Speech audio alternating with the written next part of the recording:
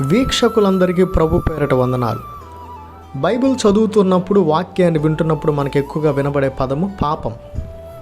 ఆజ్ఞాతిక్రమమే పాపమని మనందరికీ తెలుసు. పరిశుద్ధ గ్రంథంలో యోహాను మొదటి పత్రిక 3వ అధ్యాయం 4వ వచనంలో పాపానికి చక్కని అర్థం ఇవ్వడం జరిగినది. అయితే పరిశుద్ధ గ్రంథంలో హెబ్రియ భాషలోను గ్రీకు భాషలోను పాపం అనే మాటకు వాడబడిన పదాలు హెబ్రియ భాషలో కాటా అని, గ్రీకు భాషలో హమర్షియా అనే పదాలను ఉపయోగించడం జరిగినది.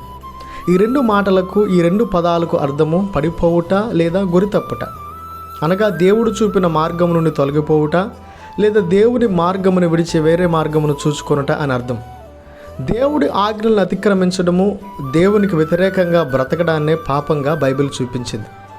గ్రీకు పండితుడైన జోది రైట్స్ తను రాసిన the complete word of new testament అనే పుస్తకంలో missing the true goal and scope of life, అనగా జీవితం యొక్క నిజమైన లక్ష్యాన్ని మరియు పరిధిని కోల్పోవడం అని ఆయన అర్థాన్ని చెప్పాడు.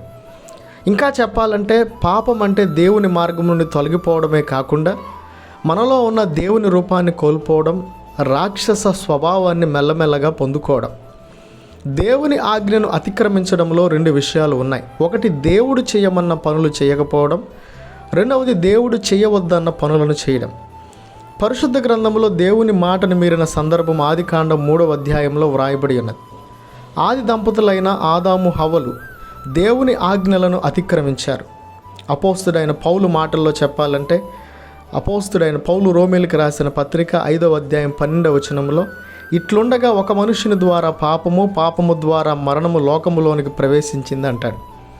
ఆజ్ఞాతిక్రమమే పాపము, పాపం వలన వచ్చు జీతము అని మరణమని పరిశుద్ధ గ్రంథం చెప్తుంది. అయితే ఆ మరణము నుండి, ఆ పాప శాపం నుండి తప్పించేది ఎవరు?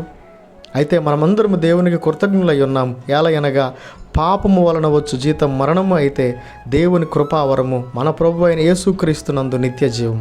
దేవునికి స్తోత్రము కలుగునుగాక. హల్లెలూయా. యేసుక్రీస్తు పాప విముక్తుడిగా, పాప భారాన్ని తొలగించిన వాడిగా, నిత్య జీవాన్ని అందించిన లోకరక్షకుడిగా మనందరికీ దర్శనమిచ్చాడు. ఆయనే మనకు రక్షకుడై ఉన్నాడు. దేవునికి స్తోత్రం.